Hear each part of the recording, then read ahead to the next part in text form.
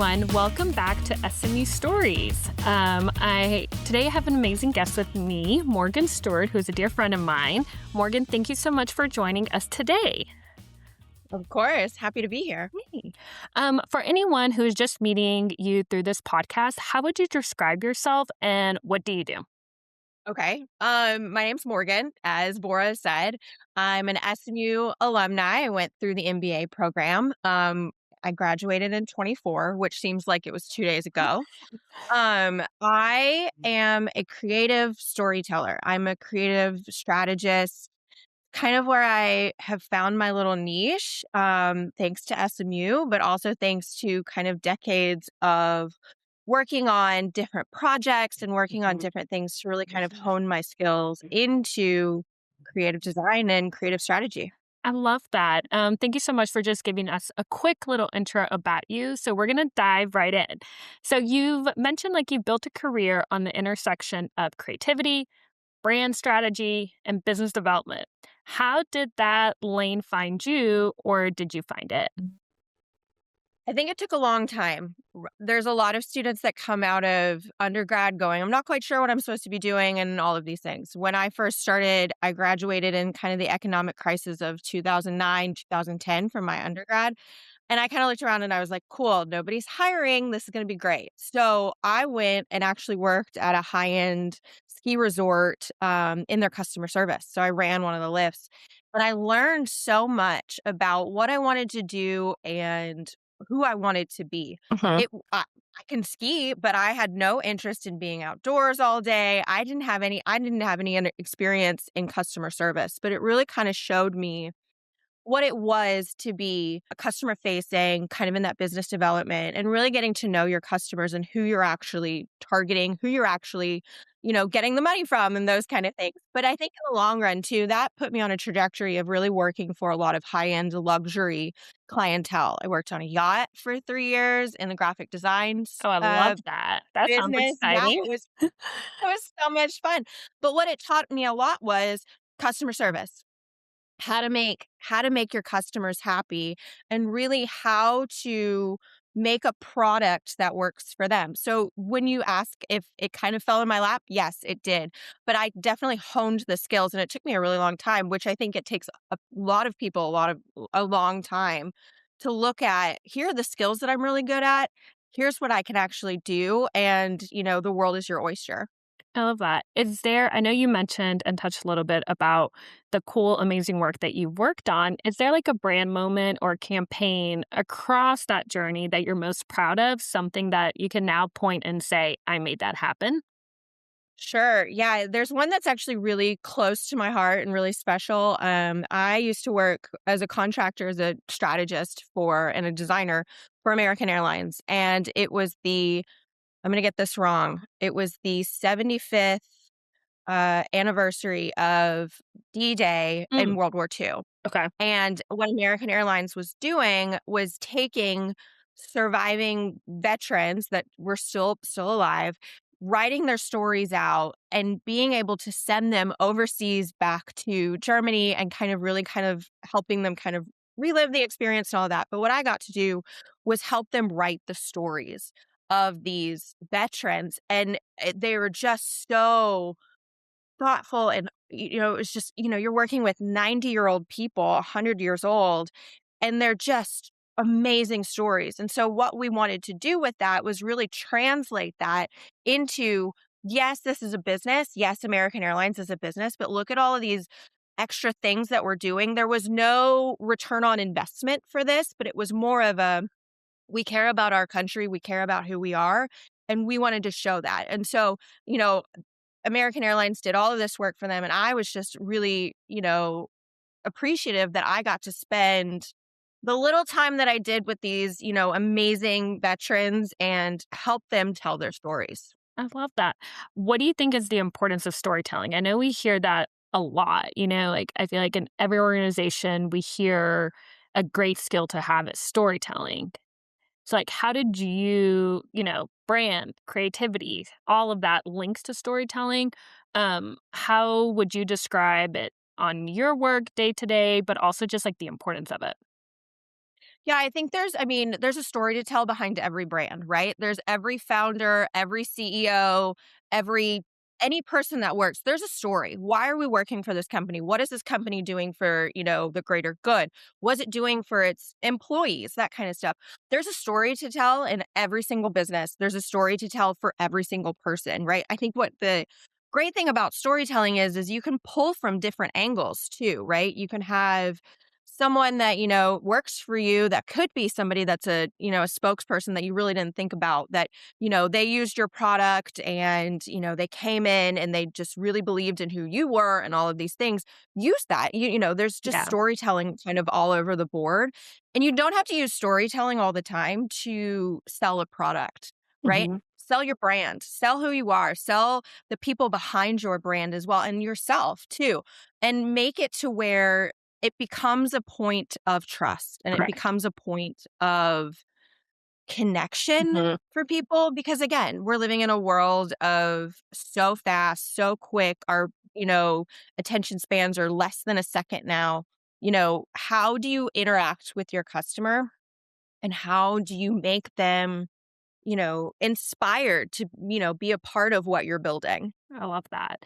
So while you've worked with like massive brands, also freelance as a creative director for over a decade, how would how did you build that confidence to really bet on yourself? First off, thanks for calling me out how old I am. But no, I mean, in a lot of ways, I think it was a couple of different things. Mhm. There were a lot of people that bet on me. I had a ton of mentors. I had a great mentor in the beginning of my career when I was working on the yacht. She pushed me to do more and more and really grow. And so she saw a lot of what I had and the talent.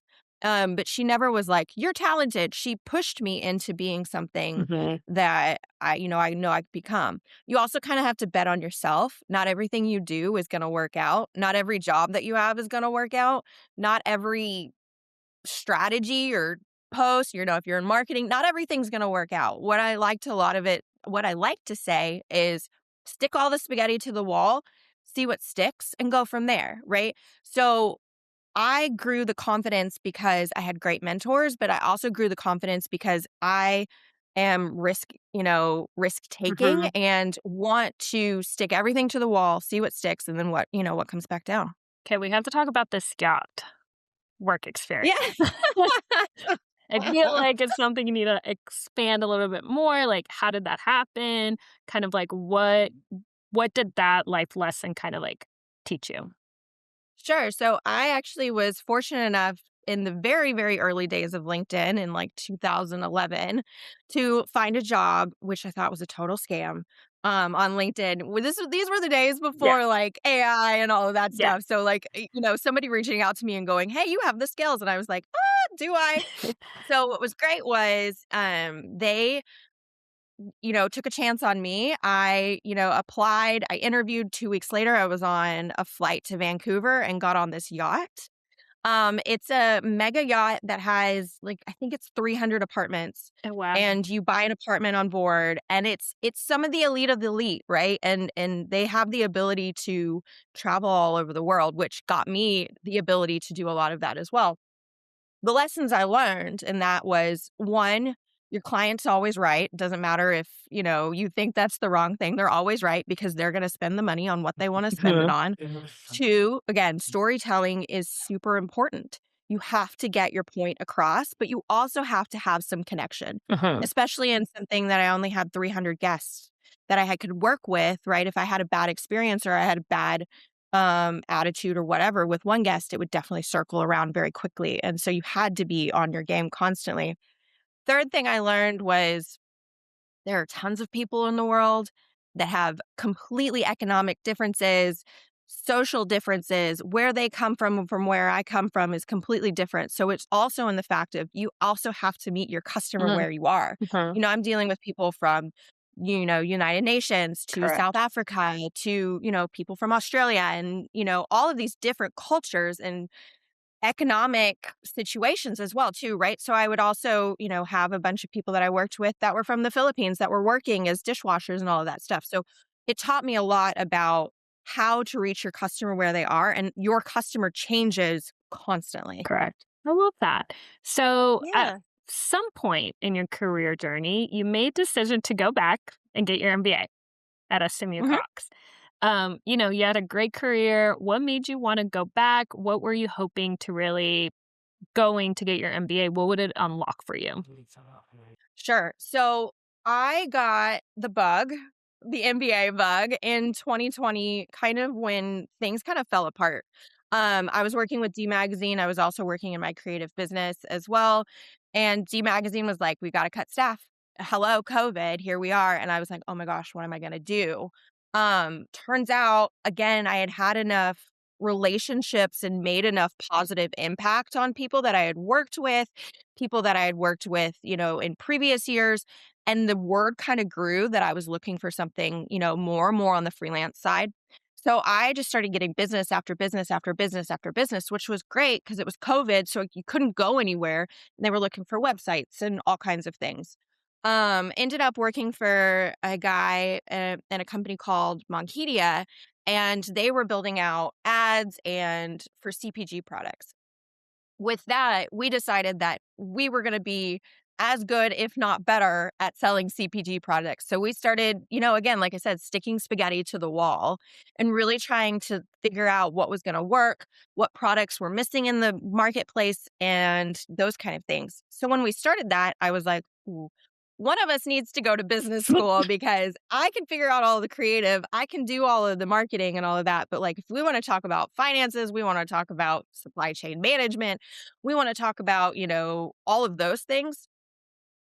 I ain't got it. So, in a lot of ways, I was like, okay, just on a whim, I was like, I'm gonna just apply for SMU. I've been a Dallas girl my entire life. I love SMU, and just being able to say, hey, this is an opportunity. Let's go for it. I applied, and the rest is kind of history. And so I took those lessons that I had during the time I was working for Monkedia, but also all of these other companies, and really started to use the tools that I was getting in my MBA in those businesses as well.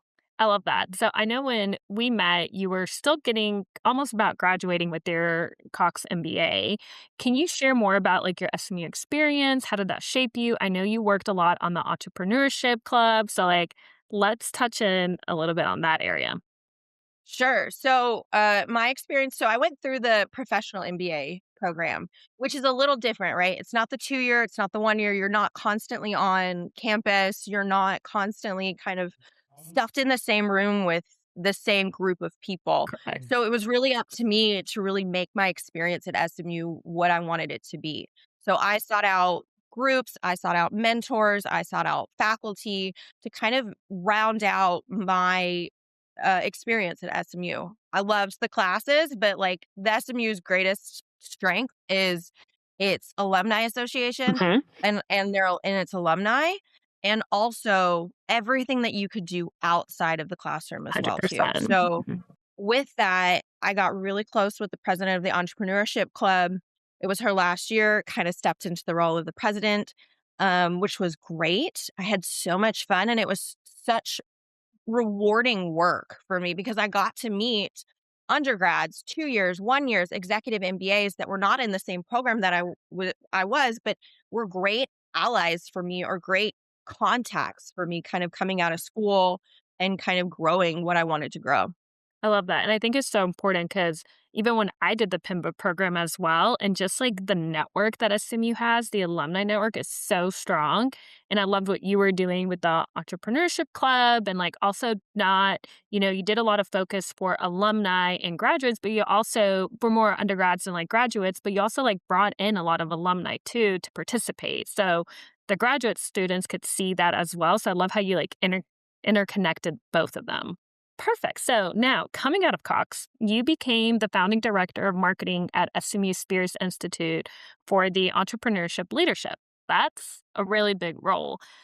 Building on kind of like a brand with absolutely like zero inside a university. Walk us through your experience was like. What were you most proud of your time there? It was crazy. It was such a really weird how it all happened. It was that I was president of the entrepreneurship club and I got introduced to the managing director. Mhm. And it was one of those moments, it was kind of a serendipitous all crossroads kind of meet. And he was looking for somebody to come in and really kind of be his like runner, showrunner, everything, I was boots on the ground is really what I'd like to say. So yes, my title was director of marketing, but we started from, like you said, we started from zero. So we started with no brands. We started with nothing. We started with absolutely zero. So it was great. And I built from 0 to 1, right? If you look at the Spears Institute now, everything that has been in the past 2 years, all of the outreach, everything like that came from what we built in 2024 in 2025. Correct. It's crazy to say that it's been 2 years, I it's know. insane, but it's so rewarding, and so what was great was, yes, we had guardrails of SMU, but I got to do what I'm really good at, which is building a brand from 0 to 1, Mhm. right? When, at the end of the day, Spears now stands on its own 2 legs because of what we built and because of what came from my time as, entrepreneurial president, Mhm. within the Cox School of Business Yep. and growing that outside of and into an institute. Dr. Spears is so gracious for letting us kind of run with this and let us do it. And, it's a great testament to what can be built within SMU. And I know a lot of like founders are coming out of the Spears Institute. Is there, and I know you did a lot of mentorship and everyone really looked up to you to really just guide them through that process from like start to finish and how, especially, I think you do. We touch back to storytelling. You do a really good job of like pitching yourself and teaching the founders of like how to pitch themselves. Is there like a company or organization that you were like, this is exciting, moments like that that really just like sparked? I mean, there's a ton of them. There's such great talent in SMU and such great idea workings, right? So what's great is I got to see businesses that were, idea stage all the way up to, okay, we're going to run our first round. For me, I think what was really exciting and it was really kind of cool is to see people reaching out of their own space and saying, this is cool. I want to try this. I want to do this. Where I think the best entrepreneurs came from is when they really had a story to tell with it. The reason, and I believe this wholeheartedly, the reason a company works is if the founder really believes or had the problem themselves and learned to fix it and wanted to fix it. Mhm. Whether that be somebody working in administration and seeing the problem of not being able to get to every student and not have that connection, or someone building a happy hour app that because they were tired of dealing with trying to figure out where to go to happy hour. It doesn't matter what the product is. It matters if you truly believe in what you're building and you eat, breathe, and sleep that problem and that solution, those are the companies that I really love, having at SMU. I love that. So now, we talked a lot about like early career, your brand, creativity, like all that mixture to your time at Spears and really building that from the ground up and setting that foundation. Now we're going to talk about, walk us through the note. I know this is Yeah. really exciting, especially being like the person behind so many brands and building their story to life and founders. Eventually, like, what brought you to, like, push yourself and step out to really, like, build the node and give everyone kind of just, like, what is it? Who's this for? And, like, why did this idea really feel worth building? Yeah. So thank you. Great question. I think, what for me was I was at Spears and it was almost at 1, right? And I had said, you know what? I'm good. I'm good at the 0 to 1, right? Here it is. Here's the Spears Institute. Go ahead. So for me, it was more of a fact of what do I want to do next? And, where I came across this idea, it's been brewing in my head for about 10 years now. Oh my gosh. But it's just been one of those things where the technology that I needed to build it and all of the work that I had to do was going to take a long time, and it still does, and it's a business, it takes up a lot of time. But what's great is I have the tools to be able to build that thanks to my MBA, thanks to just the world getting, wiser and smarter as well too. But what the note is it is a curated box of cards. So I've used a lot of my experience in marketing, brand building, kind of design as well, and graphic design, creative design, and really been able to help small card designers get their cards out there. Oh, I love that. So we don't thanks. We love it too, right? It's something that's so old school, Mhm. that's AI proof a little bit.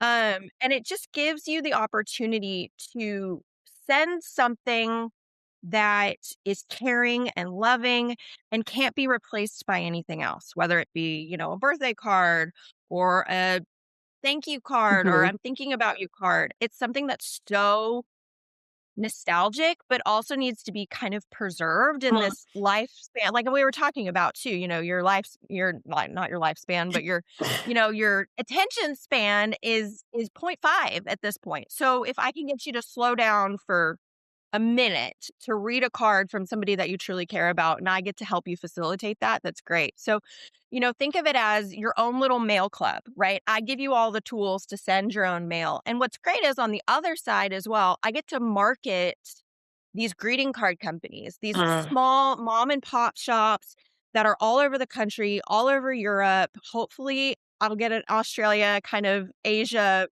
designer as well too here soon.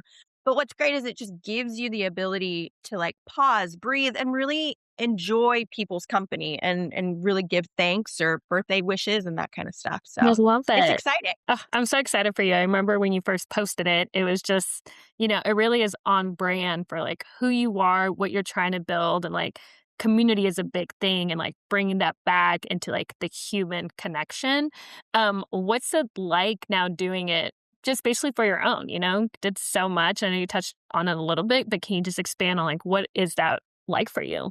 It's 24/7. You're gonna think about it 24/7, and I know this is what I would tell the founders as well too. If you are not thinking about how to make your business better, how to serve your customer at all times of the day, I wake up thinking about it, I go to sleep thinking about it.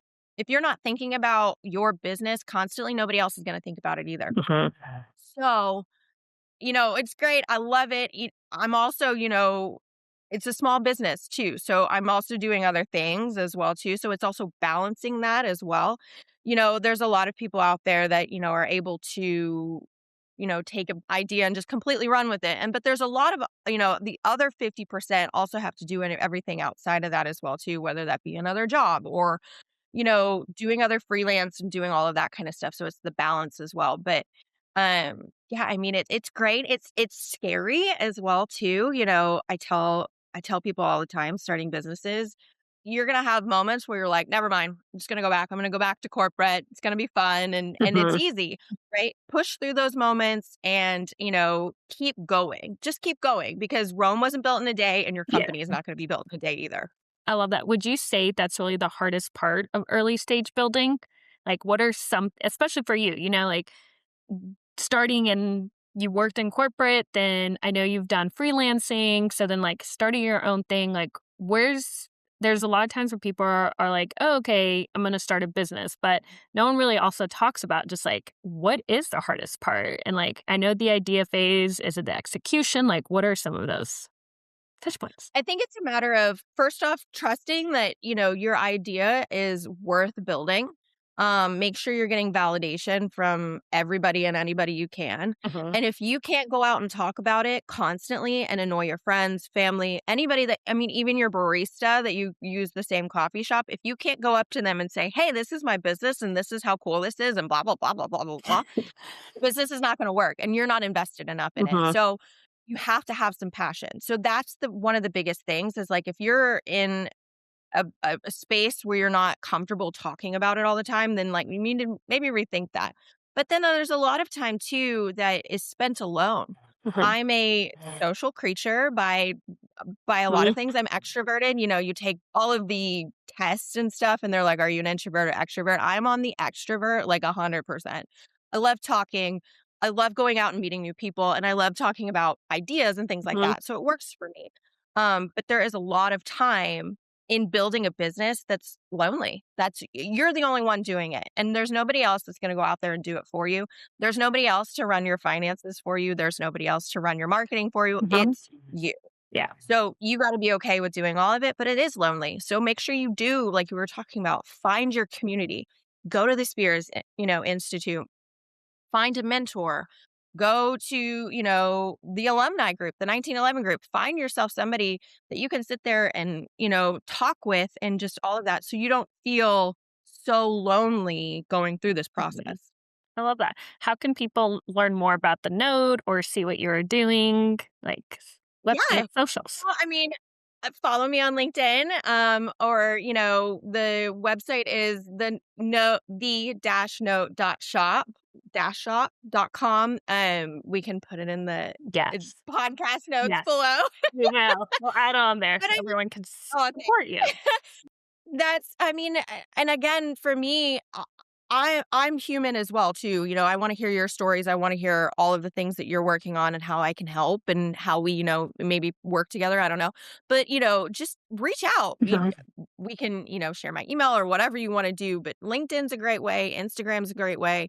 Everything that I do is pretty out in the open. So, building this business, that's another thing that that I'm trying to do is like build it in public as well too, which is crazy to Oh, think. yeah. But I'm hoping that it'll help some founder out there go, yeah, I can do this too. I love that. So, I have some rapid fire questions, but before we go there, just kind of want to circle it back. If looking back across like your SMU experience from the MBA alumni community, how has really that network shown up in your life in ways that you really didn't expect? There are a lot of people that I've come out of my MBA that I consider great friends. Laura, you are one of them as well too. And it's that, but it's also in the fact of, I walk into a new project or a new, position or contract consulting or whatever, and I say, oh yeah, I'm an SMU grad and blah, blah, blah. The Yeah. amount of people that go, "Oh, I'm also one as well too," or My cousin's this and blah blah blah in Dallas, but also in New York, in LA, and I mean in Denver too. So what's great is just the network showing up in weird places. It's something that means a lot to me, but what's great about SMU and what's great about the alumni, it's not a, "Oh, hey, pony up, let's go." It's a, "How can I help? Mhm. What can I do to get you into the next room that you need to Mhm. get into?" And I mean, I'm hoping that I also follow that from the alumni that I've met that are older than me, that have been through this.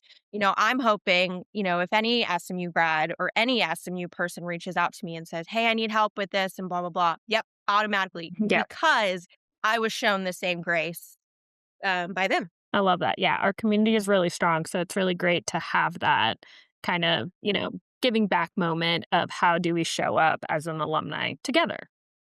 Hmm. Love it. Yeah, Yeah. for sure. Now, rapid fire. So this is really like first thing that comes to mind. Don't overthink it. Just we have about 6 questions. Okay. Question 1. Favorite Dallas spot to think or create? Oh gosh, this is not very rapid fire. I really love any new coffee shops that Okay. pop up in Dallas. I think it's great. So any coffee shop, really. Love it. Okay. Best piece of advice you received while you're at SMU Cox? When in doubt, stand still. Oh, I love that. Okay. One brand, not yours, whose storytelling you really deeply admire. I'm really loving Nike right now, and they're doing all of these like very nostalgic things that they did in the 80s and 90s. And I think going back and really kind of telling their kind of origin story has been such a great move for them. Oh, I love that. Okay. I definitely have to check out what Nike's doing. Best Hmm. card you've ever received and what made it stick? I got I don't know if you can see it. It's up here. It's literally, I don't know who designed it. I wish I did, but it's a card and it's got a girl and she's got a martini and a cheeseburger, and it's just me in a card, and so it's framed on, on my shelf and that kind of Uh-huh. stuff. But what's great is it's, all of my friends that came for my birthday like 2 years ago signed it. So it's Huh. one card that just Mhm. means so much to me, and it's in a frame. I love that. What's playing when you're in full creative, like, founder mode? Anything and everything. Okay. Currently, I am listening to 90s country. Oh, okay. I love that. It's like we're bringing back the classics. Yeah, for sure. If you can't tell, I'm a little nostalgic for things before Yep. AI. Oh, yes, yes. We're bringing that back. We're bringing that back. Okay, Hope so. last question is, what's one word that describes where you are in your life right now? I think it would be imaginative. I'm really excited. I'm really excited to be able to kind of create my own future and create your kind of, your own adventure. And so yeah, just being able to, take all of the crazy ideas that are in my head and again, see if they stick onto the wall. Ah, I love that. I think it was so great, Morgan, just to hear your story. We're so grateful that you joined us today on SMU Stories. I love hearing more about like what you're doing, and it's really great for other alumni to also see just like the amazing work you are doing. So, everyone who is listening, please make sure to follow Morgan on LinkedIn, socials, and keep an eye on the note. All her links will also be in our notes. So, Morgan, we really do appreciate you coming on. Thanks, guys. Pony up. Pony up. Thank you to our sponsors, Sewell Buick GMC, Agility Holdings Group, Probity Advisors, Sound of a Rose, Hilltop Property Tax, Security National Bank of Texas, Boyd, Shackelford, Barnett, and Dixon, Bigham Agency, Life After Ball, SMU Cox School of Business, and Mignon Steakhouse.